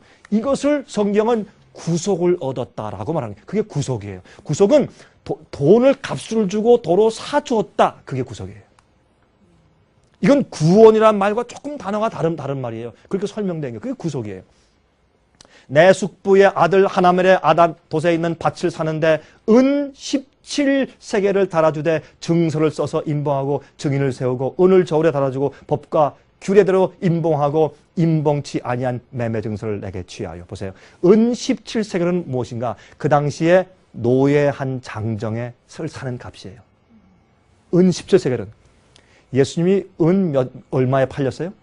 30냥. 은 30냥은 예수님 당시에 한 장정 노예를 사는 값이에요. 그러므로 이 얘기를 통해서 하나님께서 예레미야에게 무엇을 예언해 주신 것이에요? 앞으로 구속주 예수님 그리스도 메시아가 오면 어떻게 해요? 노예 장정 한 사람에게 팔리는 그 값으로 팔릴 것이다. 그래서 그 은 30냥에 팔려서 우리를 구속해 주셨잖아요. 그런 것을 여기에 상징하기 위해서 이 예언을 주신 것이에요. 성경은 버릴 것이 아무것도 없어요. 여러분 이 말씀을 읽을 때 이 말씀 속에 그런 깊은 뜻이 있었던 걸 모르고 읽으셨죠? 예? 이거 얼마나 우리 감동적인 말이에요. 이 말씀 예레미야 32장이. 그래서 리뎀션은 도로 물러주는 일, 대신 값을 치르고 도로 사주는 일을 가지고 구속이라고 말을 해요. 예수님은 우리를 사주었어요. 내 죄값을 치루어 주심으로 우리가 그 죄값을 치룰 필요가 없게 함으로 나를 구속하고 사주신 것이에요. 그것은 무슨 의미냐 하면 내가 해야 할 그 받을 죄의 벌을 예수님이 대신 받아주셔야 돼. 그게 구속이에요. 값을 주고 도로 사주는 일이에요. 자, 계시록 5장 1절부터 7절 보시면 이상한 말씀이 나와요. 계시록 5장에. 이 말씀을 연구할 때 많은 계시록을 연구하는 사람들이 이게 무슨 뜻인지 이해를 못해서 아주 전전긍긍해요. 근데 이 구속의 의미를 이해하면 우리가 힌트를 잡아요. 내가 봄에 보좌에 앉으신 이의 오른손에 책이 있으니 안팎으로 썼고 7인으로 봉하였더라. 더 이상 책에 쓸 군데가 없이 꽉 글이 쓰여 있단 말이에요. 이게 하나님의 보좌 앞에 하나님 앞에 지금 하나님이 책을 가지고 계신데 또 봄에 힘 있는 천사가 큰 음성으로 외치기를 누가 책을 펴며 그 인을 떼기에 합당하냐? 누가 그 책을 펼 수 있고 누구 그 인을 뗄 것인가? 라고 부르짖으니까 하늘 위에나 땅 위에나 땅 아래에 능히 책을 펴거나 보거나 할 리가 없더라. 이 책을 펴거나 보거나 하기에 합당한 자가 보이지 않기로 내가 어떻게 해요? 크게 울었어. 계시 가운데 요한이 막 땅을 치고 크게 대성통하고 울었어요. 왜 그랬느냐? 유대인들은 이게 무슨 뜻인지 알아. 이렇게 책이 두루마리, 옛날엔 두루마리 이렇게 감은 거, 두루마리를 가지고 있는데 거기에 인을 쳐서 도장을 쳐서 다 가지고 있어요. 이 두루마리를 감으면 거기에 이제 마지막 끝에 거기에 밀초를 갖다 녹여가지고 이렇게 떨어뜨리면 밀초가 똑똑똑 떨어져서 이렇게 딱 봉함되잖아요. 봉함될 때 자기의 반지에 되게 도장이 있어요. 아니면 자기 허리춤에 있든지 그 도장을 꺼내가지고 그 밀초에 꽉 눌러요. 그럼 뭐가 찍혀요? 도장이 찍혀요. 도장에 있는 그 모양이 거기 각인되고 새겨져요. 그것을 가지고 성경에서 인친다 그러는 거예요. 우리 어디에? 이마에. 하나님의 성품을 우리 이마에 꼭 누르고 있으면 우리가 어떻게 해요? 그럼 어떻게 인을 받는 거예요? 하나님께서 우리에게 진리를 가르치시고 빛을 주시고 성령으로 인도하시고 주님의 성품을 명사하고 생각하고 기도하면 하나님에 대한 진리와 주님의 빛과 예수님의 성품이 내 이마에 내 성품에 딱 새겨지는 거예요. 그러니까 내 성품이 변해서 예수님 성품처럼 변화가 되는 것이 그것이 뭘 받는 거예요? 인침받는 것이에요. 근데 이걸 딱 가만히 있어라 하고 바꾸면 어떻게 싫다고 손을 막 발버둥 치니까 인을 주님께서 못 치시는 거예요. 우리가 싫다고 거절하니까. 어린 애기를 갖다가 말이야 목욕시킬 때 발버둥 치는 어린 애기 목욕시키기 쉬워요? 아주 어려워. 가만히 있어야 돼. 그래서 하나님께 우리 인을 못 주시는 거예요. 자, 그래서 이걸 보면 사람들이 그런 두루마리에 인이 딱 있는 걸 보면 유대인들은 저거는 땅 문서구나 그렇게 얘기하는 거예요. 우리는 저게 뭔가 하지만 이 성경에 있는 히브리 말을 알고 헬라 말에 익숙한 그 당시 유대인들이 이 말씀을 읽으면 저건 땅 문서다. 금방 그렇게 알았어요. 토지 문서예요. 이게 무슨 토지 문서냐? 지구의 땅 문서요. 우리가 이 땅을 팔아먹었어. 뭘로? 우리 죄로 마귀에게 팔아먹었어요. 예수님께서 그 죄를 용서하시고 구속하시고 대신 죄값을 치루어 주신 다음에 우리 땅을 도로 사서 도로 물려서 누구한테 줘요? 우리한테 다시 주시는 것이에요. 그래서 이 땅이 새 하늘과 새 땅이 되고 에덴 동산이 돼서 우리가 이 땅에서 앞으로 영원히 다시 살게 되는 것이에요. 이게 구속이에요. 예? 자, 그런데 그렇게 울 때 장로 중에 24장로 중에 한 명이 하나가 내게 말하되 울지 말라 유대 지파의 사자 다윗의 뿌리가 이기었으니 이 책과 그 7인을 떼시리라 하시더라. 다윗의 뿌리가 예수님 아니에요. 예수님이 그걸 떼시고 이제 땅을 도로 물려주시는 것이에요. 내가 또 보니 보좌와 내 생물과 장로들 사이에 어린 양이 섰는데 일찍 죽임을 당한 것 같더라. 죽임을 당하고 십자가 돌아가시고 부활하고 승천하신 예수님께서 오셔서 아버지시여 내가 그들의 죄값을 내가 치르고 죄의 모든 결과를 내가 져서 그들을 대신해서 내가 죽었습니다. 내가 이 책을 펴고 그들의 죄를 용서하고 구속해주고 이 땅을 도로 물러줄 권세가 내게 있습니까? 온 하늘이 아버지와 천사가 아멘 할렐루야. 이 어린 양이 그렇게 하기에 합당하단 말이에요. 그 다음에 보세요. 어린 양이 나와서 보좌에 앉으신 이의 오른손에서 책을 취하시니라. 책을 취해. 그러면 이때부터 뭐 하시는 것이에요? 한 사람 한 사람 케이스를 가지고 심판하고 다 하신 다음에 그 죄를 용서하시고 거절한 자는 주님께서 구원할 수 없고 영접하고 죄를 회개하고 용서받고 죄를 포기하고 거룩하게 변한 사람들 주님께서 구원하시고 하는 심판 사업을 진행하시는 것이 그게 뭐예요? 책을 펴는 것이요. 어제 저녁에 우리가 예언을 공부했죠? 그래서 심판에 대한 일을 하늘에서 하시는 것을 성소에서 성소들이 있고 성소가 있고 지성소가 있는 것처럼 예수님께서 그런 이 사역을 해 나가시는 것을 말하는 것이에요. 어려워요? 어렵지 않죠? 이해되시죠? 네, 오케이. 자, 그러면 속죄, 용서가 이루어질 때 필요한 것이 뭐냐? 용서한다. 이게 뭐냐? 진짜 실제로 설명을 드리는 거죠. 많은 사람들이 용서받았다, 용서한다 그러면 그냥 하게만 생각하니까 예수님이 우리 죄를 용서하셨다. 어떻게 해야 용서하시는 거냐? substitution. 대신해 줘야 돼요. 예? 어떤 사람이 10년 징역 언도를 받았어요. 그때 어머니가 가서 내가 대신 감옥에 살겠습니다. 내 아들 풀어주십시오 한다든지 내 친구가 그러니까 내가 대신 들어가서 살겠습니다. 이 사람이 지금 급하니까 어머님이 돌아가시려고 하니까 이 사람 풀어주십시오. 내가 대신 형무소 들어가겠습니다. 이런 것이 대치하는 substitution이에요. 그런데 죄의 책임을 전가받는 경험이에요. 내가 죄를 짓는데 다른 내 친구나 다른 사람이 내 죄를 대신 당해주고 책임지는 것이에요. 그래야 용서와 속죄가 이루어져요. 여긴 누가 있느냐? 잘못한 자와 잘못함을 당한 자가 있어요. 그러면 잘못함을 당한 자가 잘못한 자를 용서해 주려면 예를 들어서 그 사람이 나를 쳐서 내가 한쪽 눈이 멀었어요. 네? 그럼 내가 나를 친 사람을 내가 용서해 줘. 그러면 그 용서해 준다는 말은 무슨 말이에요? 그 사람이 나한테 해를 입힌 것을 내가 그대로 당하고 내가 그것을 받으면서 용서해 주는 것이에요. 용서에는 그 사람이 잘못한 대가를 내가 그냥 수용하는 일이 포함돼야 돼. 용서는 우리가 용서할 때 우리 어떻게 해? 당신 나한테 잘못한 거 생각돼? 와! 나한테 잘못 보는 앞에서 다 사과해. 다 하고 그러고 내가 용서해 줄게. 이거는 용서가 아니에요. 그렇죠? 용서는 그러기 이전에 내가 그 사람이 나한테 나쁘게 하고 나를 욕하고 내 것을 빼앗아가고 그렇게 했더라도 내가 그 사람을 하나님의 사랑으로 내가 변화됐기 때문에 원수 사랑으로 용서해 준 상태에서 그 사람이 내게 그것을 갚아주든지 갚아주지 않든지 용서는 먼저 해주고 그 다음에 갚아주고 갚아주지 않는 것 때문에는 그 사람이 자기 영생에 자기가 책임을 지는 것이지 내가 그 사람이 갚아준다고 용서하고 갚아주지 않으면 용서 안 하고 그건 아니잖아요. 그렇죠? 그러니까 용서한다는 뜻은 그 사람이 나한테 잘못을 한 그 대가를 내가 가지고 내가 부담으로 내가 안고서 용서해 주는 것이에요. 예수님은 우리가 지은 죄를 당신이 대신 끌어안으시고 용서해 주신 것이에요. 그러면 보세요.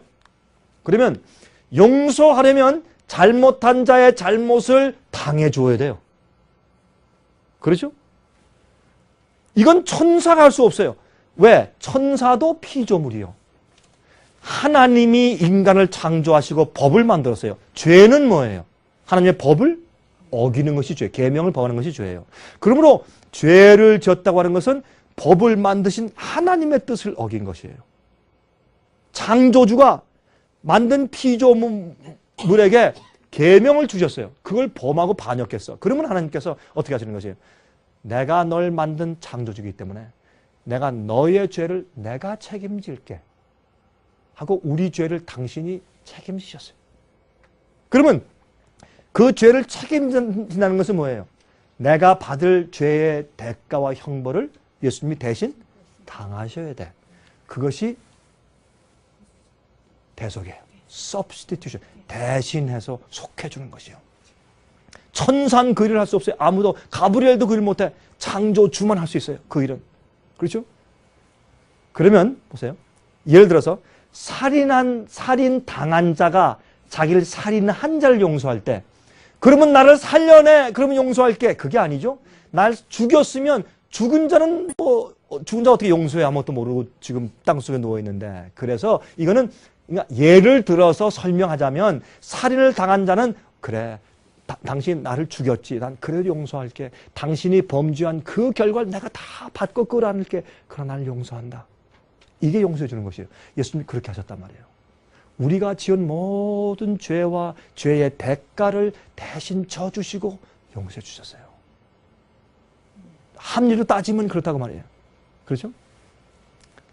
그래서 마태복음 27장 46절부터 50절 보시면 제9시쯤에 예수께서 크게 소리질러 가라사대 엘리 엘리 라마 사박다니 하시니. 예? 엘리 엘리. 이건 뭐예요? 나의 하나님 어찌하여 나를 버리시나이까.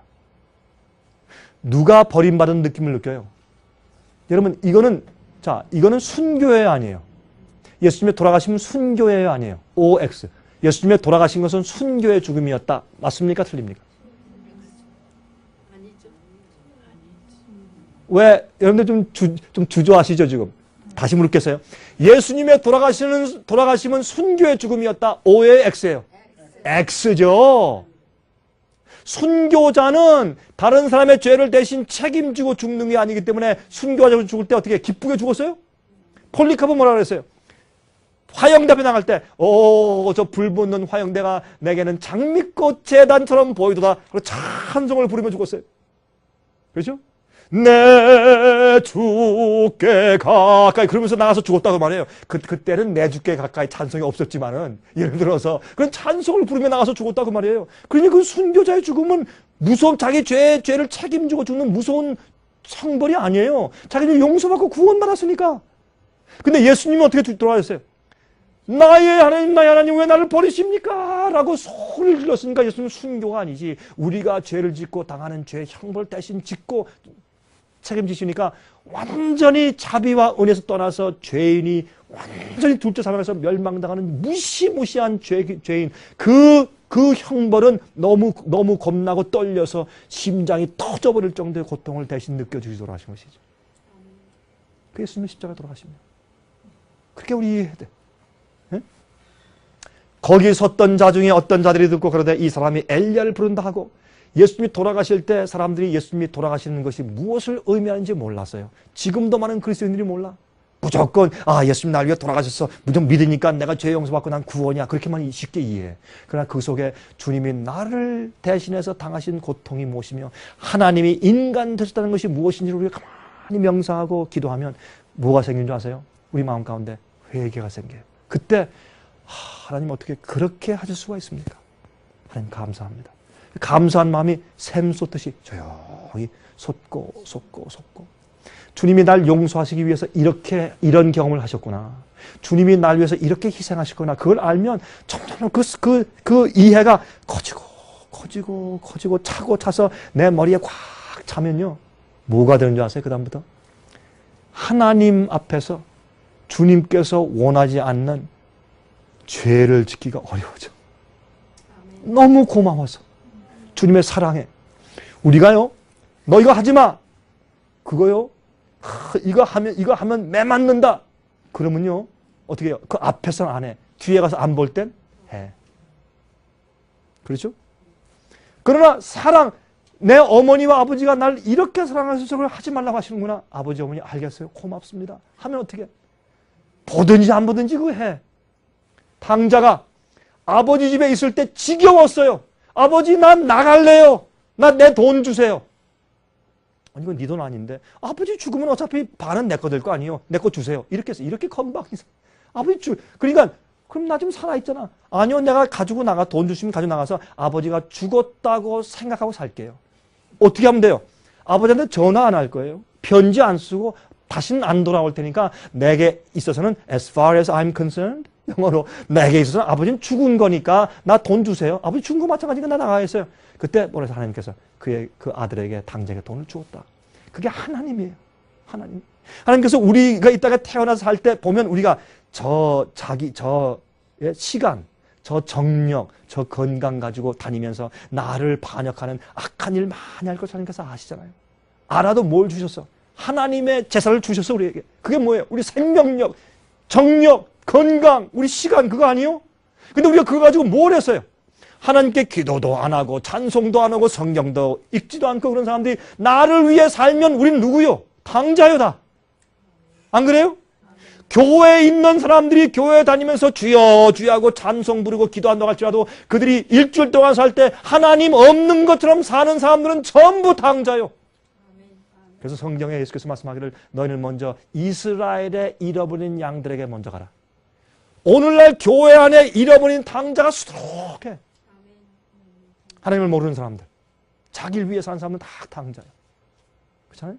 하나님께서 그에게 그걸 주었다. 그가 가서 고생하다가 나중에 어떻게 깨닫고 나서 돼지를 치다가, 유대인들에게 제일 천한 직업은 돼지를 치다가 쥐염 열매, 너무 배고프니까 돼지가 먹으려고 할 때 같이 막 뛰어들어가지고 그걸 뺏어 먹어. 얼마나 배고프면. 그렇게 쳐들어가게 되었을 때 그 일어나서 어떻게 해요? 눈물을 흘리면서 누굴 기억했어요? 아버지의 사랑을 기억했어. 내가 아버지께 돌아가리라. 아버지 집의 종은 이보다 더 취급을 잘 받는다. 그렇죠? 그러니까 우리가 언제 돌아가요? 고통당할 때. 정신적인 고통, 육신의 고통, 생활의 고통 당할 때 돌아가요. 그래서 하나님께서 우리에게 뭘 줬어요? 죄의 고통을 주신 거예요. 그게 축복이에요. 하나님께서 내가 십자가 돌아와 줄 테니까 아담아 해와 너희들 똑같이 에덴 동산에 살아라. 이렇게 안 했어요. 내쫓았어요. 늙게 만들었어요. 병들게 만들고 죄진 결과로 죽게 그렇게 만드신 이유는 그래야 우리가 하나님께 돌아가. 어떤 인간도요, 부하고 건강하고 잘되고 기쁠 때 그 사람이 하나님, 그럴 때 하나님 발견했다. 그건 없어요. 찾아보세요. 그게 있나? 전부 다 육신적인 고통, 정신적인 고통, 외로움, 슬픔, 걱정, 죽음을 당면했을 때 이런 모든 그런 고통 속에서 회개하지. 주님께서 탕자를 부르시는 방법이 할 수 없어. 우리 인간은 그러니까. 그래서 그걸 부르시는 거예요. 여러분께서 고통당할 때 하나님께 회개하고 돌아가세요. 고집 부리지 말고. 고집 부리지 말고. 근데 이 당자 돌아갈 때 어떻게 했어요? 돌아가가지고 아버지.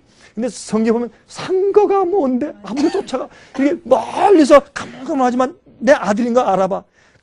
그냥 쫓아가서 그 목을 끌어안고 내 아들아. 그러니까 밤에는 불을 켜놓고 기다리고 낮에는 항상 이 아버지가 저기 언덕에 혹시 내 아들이 오나 매일 쳐다보시고. 그러니까 아버지는 당자가 집 떠나 있는 한 아버지 마음 가운데 평안이 없어요. 하나님은요, 여러분이 다 구원받아서 영생에 들어가기 전까지 예수의 마음 가운데 쉼이 없어요. 그렇죠? 하나님 마음 가운데. 우리도 부모들이 자식을 그렇게 하는 것처럼 하나님은 오죽하시겠어. 자, 그런데 뭐라 그래요? 와가지고 아버지, 나를 이제 아들로 취급하지 마세요. 나 아들 자격이 없어요. 나를 아버지의 종으로 하나만 취급해 주시고 먹을 것만 좀 주세요. 그랬어요. 자기를 이제 이해했어. 그때 뭐라 그래요? 이놈아, 그게 무슨 말이냐. 넌 내 아들이야. 잘 왔다. 집에서 제일 좋은 옷 좀 가져와. 옷을 입히고 반지를 빼서 기업에 반지를 끼워주고 그를 데리고 살찐 송아지를 잡아라. 그 다음부터는요, 이 아들이 아버지 집 살아서 아버지가 시키는 거 할 때 뭘로 해? 기쁨으로 해. 왜? 사랑으로. 내 아버지가 이런 분이었구나. 그 다음부터 아버지의 뜻대로 살고 아버지의 말씀을 순종하는 게 쉬워졌어요. 그게 그리스도인이에요. 그래서 예수께서 말씀하기를 내가 나를 사랑하면 내 무엇을 지키라? 내 계명을 지키라. 그래서 계명을 사랑하는 마음으로 자는 마음으로 기쁘게 주님의 말씀과 계명을 안 지키는 사람은 주님에 대한 사랑이 이게 모자란 거예요. 그게. 그래서 그런 거예요. 다른 게 아니라. 예? 예수님께서 돌아가실 때 보세요. 예수께서 다시 크게 소리 지르시고 영원히 떠나가시다.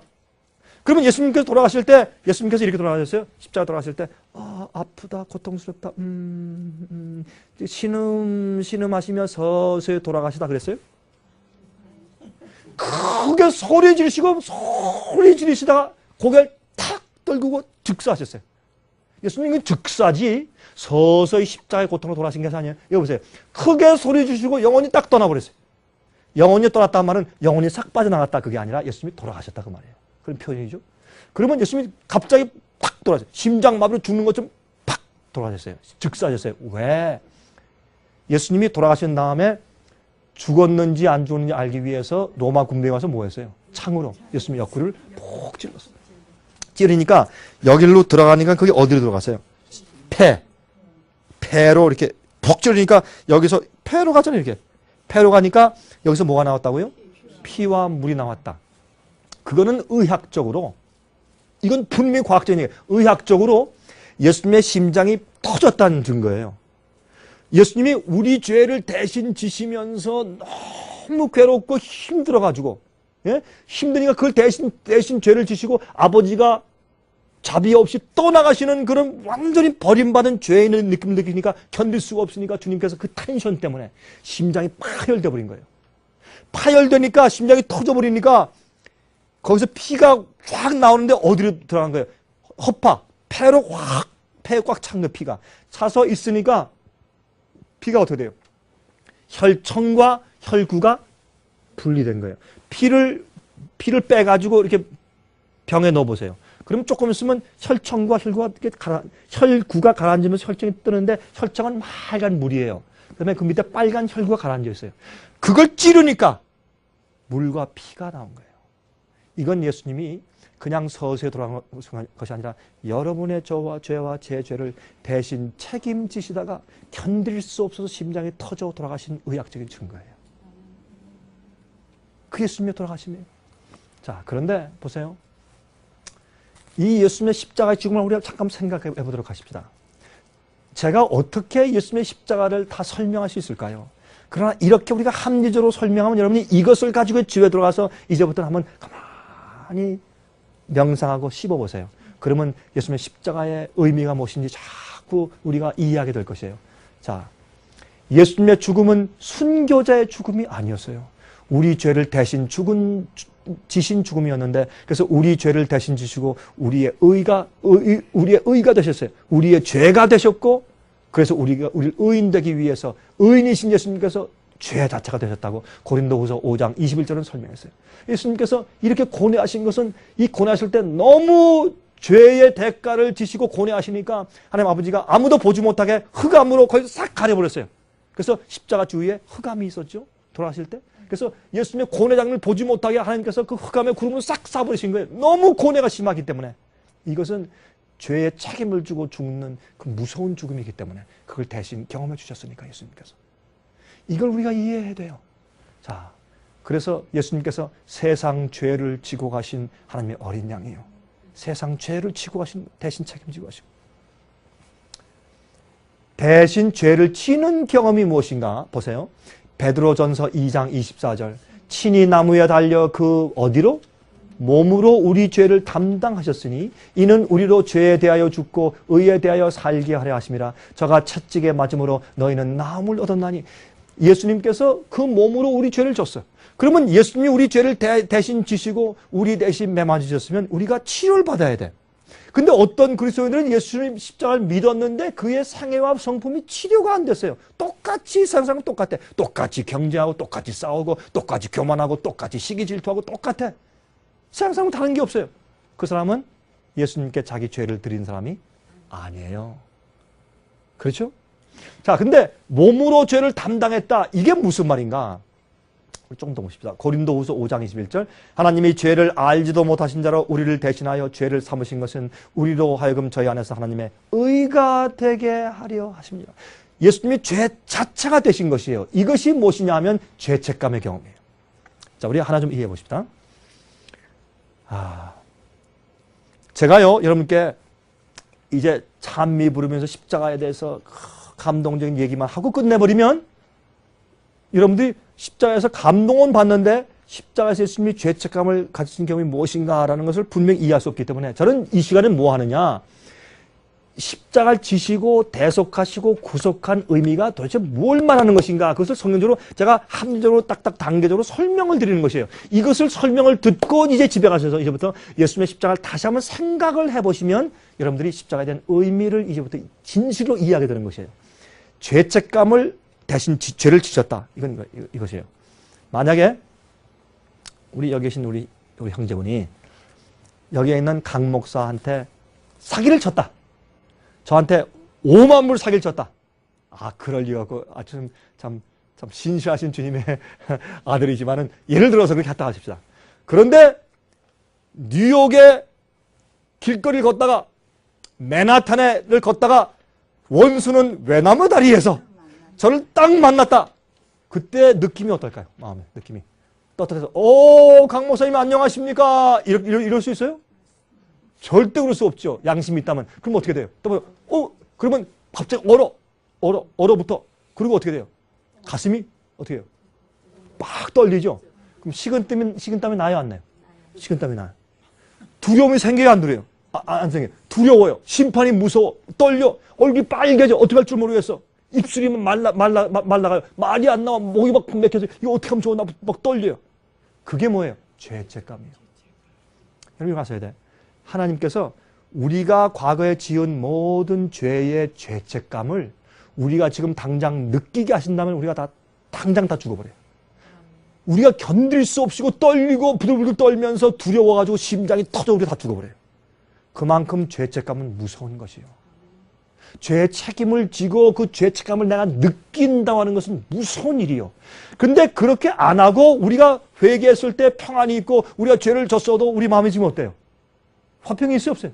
화평이 있고 즐겁고 감사하고 행복해, 안 행복해요? 주님 안에서 행복해. 이거는 왜 그런가? 주님이 이걸 대신 지시고 경험해 주셨기 때문에 그것을 우리한테 전가시키지 않으시는 거예요. 실제로.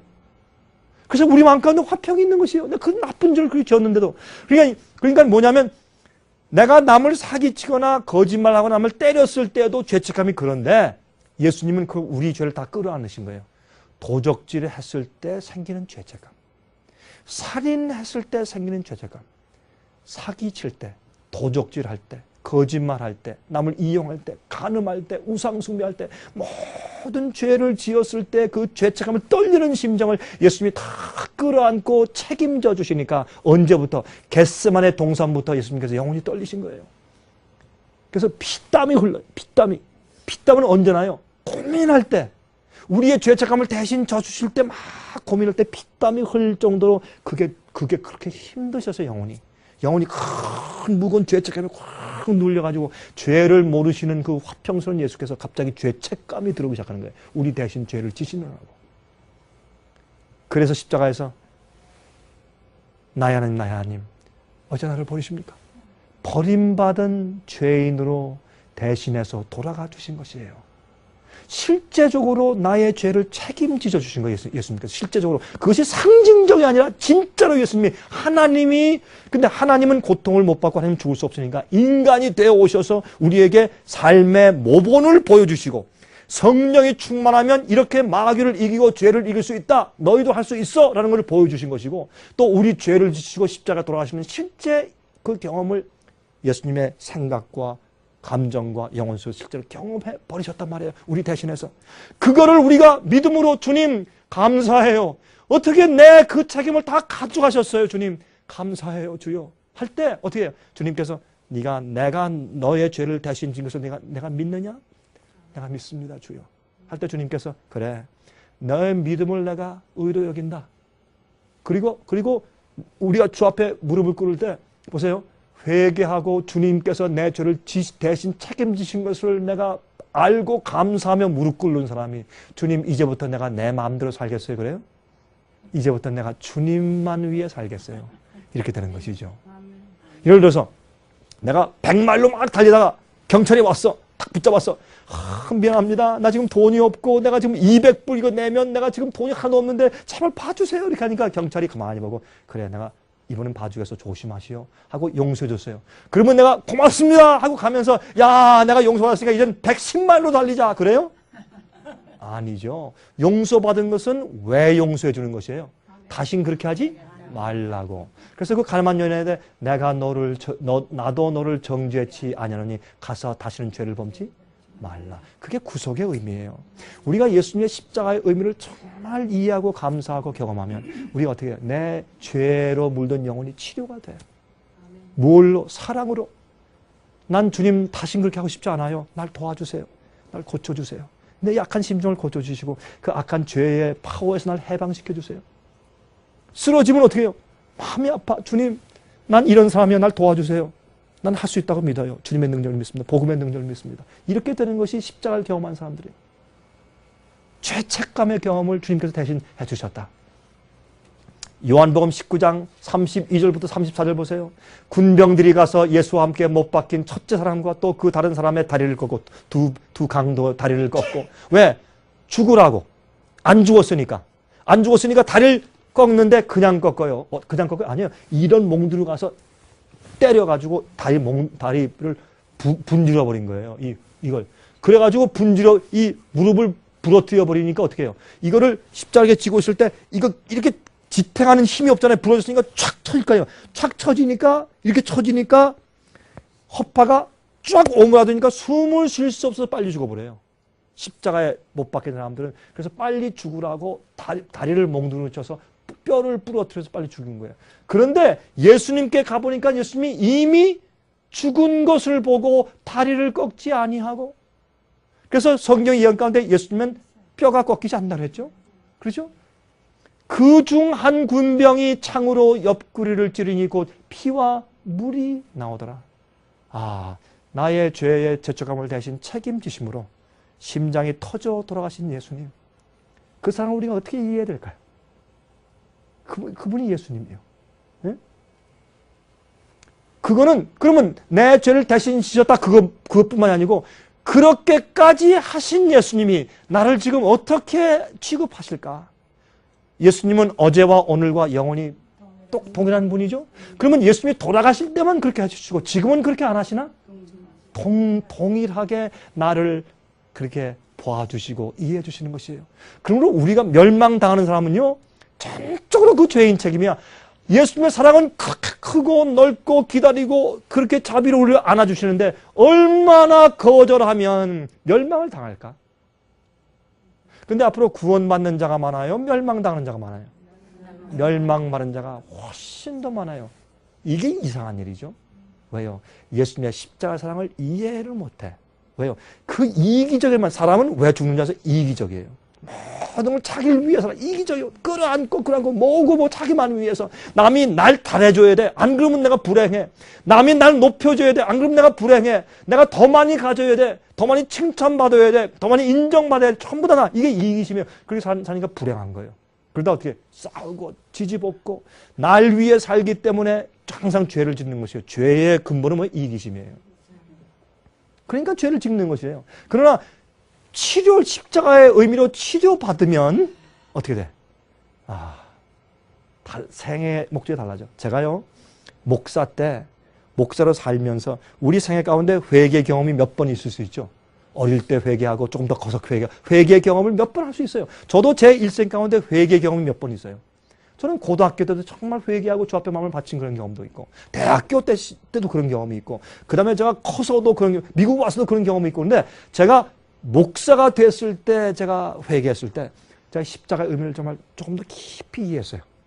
이해하고 주님이 날 의롭게 하시는 것이 무엇이다. 의는 그저 살짝 까꿍 이렇게 하는 것처럼 눈 감고 아웅이라 그러죠. 그렇게 살짝 그 사람 마음은 안 변했는데 이렇게 흰 옷만 살짝 씌워준 다음에 내가 널 의롭게 인정할게. 벗기면 시커먼 죄인이고 그게 아니에요. 주님이 우리 마음을 죄된 마음을 치료해 주시거든. 사랑으로 가득 차면 주님의 뜻대로 살게 되는 마음에 이게 동기가 변하고 입맛도 변하고 이 소원이 변하게 되어 있어요. 그게 거듭남이거든. 근데 그렇게 됐을 때 제가 어떻게 했나요? 제가 한국 사람 남편은 어때요? 마초 코리안. 뭐 부인은 가만히 뭐 순종하는 거지 뭐 말이 많아. 이게 옛날 한국 사람 남자 아니에요. 근데 제가 우리 집사람한테 손을 붙잡고 여보 나 잘못했다. 나 용서해 주시오. 그랬어요. 내 아이들한테 그랬어요. 아이들한테. 이 아빠가 너희들이 교회에서 설교 들을 때 참 이 아빠 설교 듣고 얼마나 너희가 감화를 못 받았겠니? 교회에선 성자인데 집에 오면 마귀지. 나 잘못했다. 이 아빠 참 나 잘못했다. 내가 우리 집사람 붙잡고 여보 내 참 나쁜 남편이었다. 나는 내가 보니까 난 거듭나지 않았던 목사였던 것 같다. 나를 용서하시오. 당신이 교회에서 우리 교인들 가운데서 말이지 내 설교를 듣고 이 목사 설교를 듣고 가장 은혜를 못 받은 사람이 당신이었을 것이다. 왜? 나를 너무 잘 아니까. 당신은 설교할 때는 그렇지만 집에서는 어떤데? 이러니까 감화가 돼야죠. 그래서 제가 그걸 깨닫고 우리 집사람한테 가서 고개를 숙였어요. 여러분 날 용서하시오.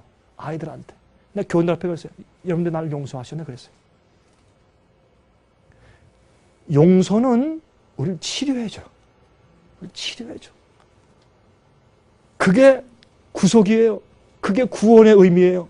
예? 하나님의 자비가 섞이지 아니한 두 번째 죽음, 그 무서운 죽음을 대신 책임져 주신 것이 주님께서 십자가 위에서 날 대신해서 그게 너무나 감사하고 이해가 안 되지만 그 사랑이 깊어지고 이해되고 이해될 때 눈물이 흐르고 내가 그런 일을 다시는 하고 싶지 않은 것이 왜? 어이구 내 이 죄 지면 내가 지옥 가 멸망받아 하늘 못 가 이거 무섭다 하지 말아야지. 그게 아니에요. 그게 아니라 나의 주님이 내 이런 것 때문에 돌아가 주시고 이런 게 있으면 나는 영생이 할 수 없으며 이런 거 있으면 내가 멸망당하기 때문에 이런 걸 대신 책임주시고 용서해 주시라고 대신 가지셨는데 내가 그걸 또 해? 나 그렇게 못해. 왜? 주님을 사랑해서 주님의 희생에 감사해서 그런 마음으로 주님을 순종하게 돼. 그러면 그때 순종은 뭐예요? 그건 율법주의가 아니에요. 율법주의 뭐예요? 요거 지켜야 구원이야. 이거 하면 심판이야. 이거 하면 지옥 불가. 이거 하지 말아야지. 그건 뭐예요? 율법주의예요. 그러나 아버지 어머니가 말씀하신 모든 것을 다 순종하고 알겠습니다. 그렇게 할게요. 너 그런 여자 만나면 안 돼. 알겠어요 아버지. 내가 안 하겠어요. 이건 율법주의의 사랑이에요. 사랑이에요. 너 그런 술집에 가면 안 되는 거야. 알겠어요 어머니. 나 안 갈게요. 율법주의예요 사랑이에요. 사랑이에요. 비행기 조종사가 비행기 조종사처럼 율법주의가 없어요. 비행기 조종사는 가다가 누구 말 만들어. 저기 땅에 있는 관제탑에서 연락해 주는 대로 오른쪽으로 20도 틀으세요. 20도 틀고. 지금 내리면 안 돼요. 도세요. 그럼 한 30분이라도 계속 공항 위에서 돌아. 내릴 때 활주로 3개가 있어요. 오른쪽에 내리세요. 하면 거기에 딱 맞춰요. 얼마나 그대로 말 그대로 해. 그때 우리가 타고서 이러면 돼요. 아이고 저 비행기 기장 참 율법주의다. 꼭 그럴 필요 뭐 있어. 자기 마음대로 하지. 그럼 우리가 다 죽어. 그래 안 그래요? 다 죽어요. 그러므로 그 말하는 말대로 올바른 법대로 순종하는 자체가 율법주의가 아니에요. 반드시 순종해야지. 계명대로 순종하고 살고 주의 말씀대로 살아야지. 근데 문제는 그 하는 동기가 잘못됐을 때 율법주의죠. 사랑으로 따르면 그걸 율법주의로 안 하고 뭐라 그래요? 사랑이라 그러는 거예요. 막달라 마리아가 자기가 가진 모든 자산을 팔아가지고 옥겹 향품을 샀는데 향품이 그 당시에 그 향품이 얼마인지 아세요? 300데나리온. 그게 뭔지 아세요? 장정이 1년 벌어서 버는 봉급이에요. 예를 들어서 지금 1년 버는 봉급을 예를 들어서 4만 불 합시다. 4만 불이면 되겠어요? 한 사람이 열심히 1년 벌 때 4만 불 벌 수 있어요? 남자가. 뭐 가능하죠? 3만. 그러면 그 당시에 그 옥합에 막달라 마리아가 예수님의 팔에 부은 옥합의 그 값어치가 4만 불이에요. 4만 불짜리를 딱 깨가지고 예수님의 발에 붓고 그 다음에 그것을 자기 머리를 풀어가지고 씻었어요. 예? 제 아들이 뭐라 했어요? 낭비다. 낭비다. 4만 불을 딱 깨가지고 저거 가지고 불쌍한 사람 주면 될 텐데 4만 불을 낭비했다. 몇 분 동안에. 그리고 막 욕을 했어요. 예수님 뭐라 그랬어요? 가만 놔둬라. 이건 낭비가 아니야. 이건 사랑이야. 헌신이야. 그렇죠?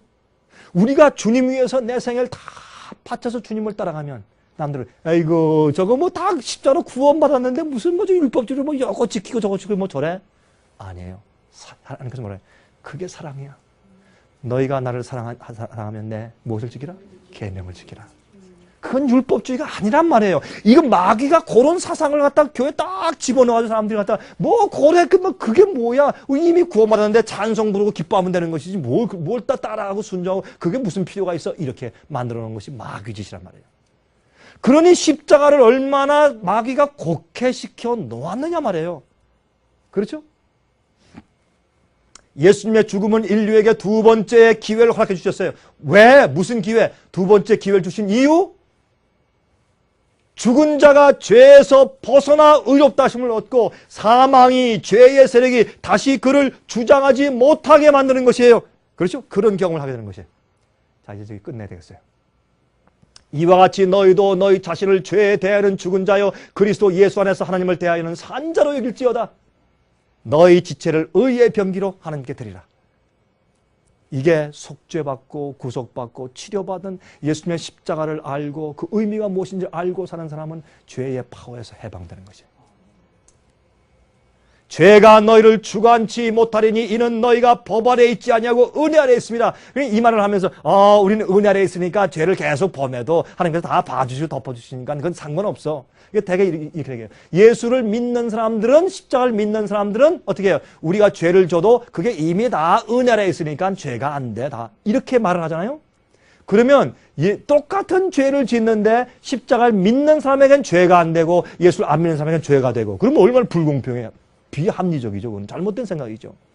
그렇죠? 하나님 그렇게 안 하세요. 그러면 우리가 율법 아래, 법 아래에 있다는 것과 은혜 아래에 있다는 것이 무슨 뜻이냐? 법 아래에 있다는 말이 로마서 3장에는 법 아래에 있다는 말은 온 세상이 법 아래에서 정죄받고 있습니다. 그랬어요. 그러니까 율법이 우리를 너 이거 죄 짓고 저거 짓고 넌 죄인이야 라고 정죄하는 것이 율법 아래에 있단 말이에요. 율법이 정죄 아래에 있다는 뜻이에요. 그게. 그러면 은혜 아래에 있다는 것이 무엇인가? 은혜 아래에 있다는 것을 이 뒤에 보면 그러면 보세요. 여기에 그런즉 어찌하리요? 우리가 법 아래에 있지 아니하고 은혜 아래에 있으니 죄를 지으리요? 그럴 수 없느니라. 은혜 아래에 있다는 것은 뭐냐면 하나님의 구원의 은혜의 파워 속에 있기 때문에 내가 그 죄를 승리할 수 있다는 것을 말하는 것이 은혜 아래에 있는 것이에요. 이해하시겠어요? 은혜 아래에 있다는 것은 은혜는 하나님의 성령의 역사와 파워가 은혜예요. 로마서 5장 보시면 이렇게 말씀했죠. 죄가 너에게 왕노릇했는데 이제는 은혜가 너에게 왕노릇한다. 그러면 죄도 파워고 은혜도 파워란 말이에요. 죄의 힘이 나를 딱 주관하고 있다. 이젠 하나님의 성령의 은혜가 나를 주관하기 때문에 어떻게 해요? 거기서 해방되는 것이에요. 의롭게 살 수 있다는 뜻이에요. 죄에게서 그래서 해방되어 의에게 종이 되는 것이 그리스도인 생활이에요. 자, 너희가 죄의 종이 되었을 때는 의에 대하여 자유하였느니라. 너희가 그때 무슨 열매를 얻었느냐? 이제는 너희가 그 일을 부끄러워하나니 이는 그 마지막이 사망임이니라. 그러나 이제는 너희가 죄에게서 해방되고 하나님께 종이 되어 거룩함에 이르는 열매를 얻었으니 성화, 열매를 얻었으니 그 마지막이 뭐예요? 영생이라. 그러면 예수를 믿으면 영생에 들어갔다. 그렇게 간단하게 줄여서 말씀했지만 그게 무슨 뜻이냐 말이에요. 회개하고 죄의 파워에서 해방되고 용서받고 하나님의 의의 종이 되고 나중에 거룩함에 이르는 성령의 열매가 뭐예요? 왜요? 사랑과 화평과 온유와 충성과 절제와 이런 성령의 열매가 내 품성 가운데 이렇게 열리면서 내가 아꼈던 품성에 예수의 품성을 닮아서 변화되는 그런 열매를 맺힌 다음에 그 다음에 그 끝이 무엇이라? 영생이라. 이거 설명해 놓았단 말이에요. 예수 믿으면 다 끝난 것이야. 필요 없어. 내가 죄를 져도 그 죄가 안 돼. 이런 이상한 통속적인 복음이 교회에 퍼졌단 말이에요. 잘못됐죠? 잘못된 것이에요. 죄의 싹은 사망이요 하나님의 은사는 그리스도 예수 우리 주 안에 있는 무엇이라? 영생이라. 그래서 그리스도 안에 있는 자는 영생에 들어갔고 어떻게? 그 다음에 정죄에 이르지 않는다. 그래서 심판에 이르지 않는다. 그 말은 영어로 condemnation, 정죄에 이르지 않는다고 요한복음 5장에 예수께서 말씀하셨단 말이에요. 줄여서. 그건 이런 뜻이란 말이에요. 이런 뜻이란 말이에요. 성경을 합리적으로 풀어야 되겠죠? 저는 이 사진을 너무 좋아해. 저는 이 사진을 볼 때마다 감동이 돼.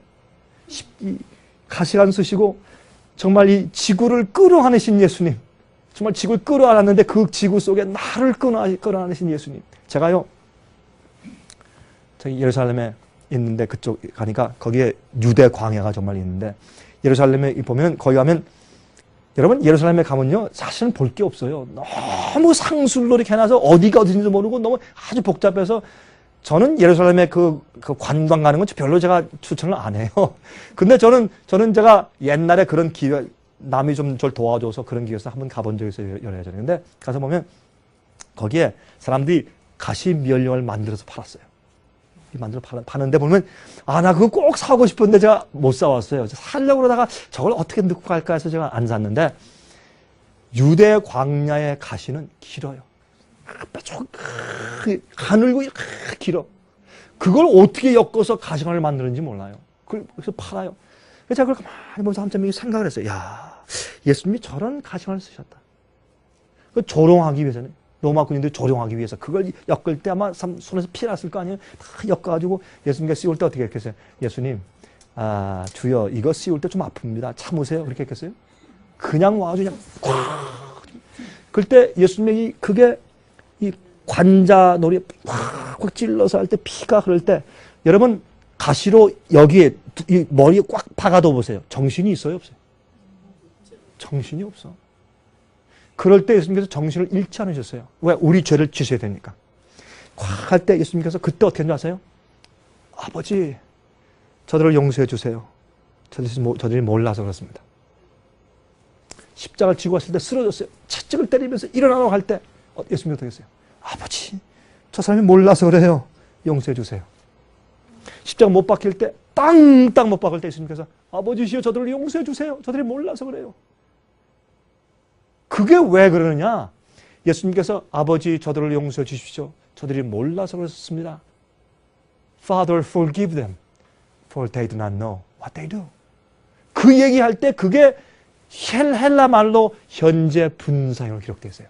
그 뭐냐면 그 기도를 예수님께서 계속해서 해 오셨다. 그런 뜻이에요. 한 번만 하신 것이 아니라 계속적으로.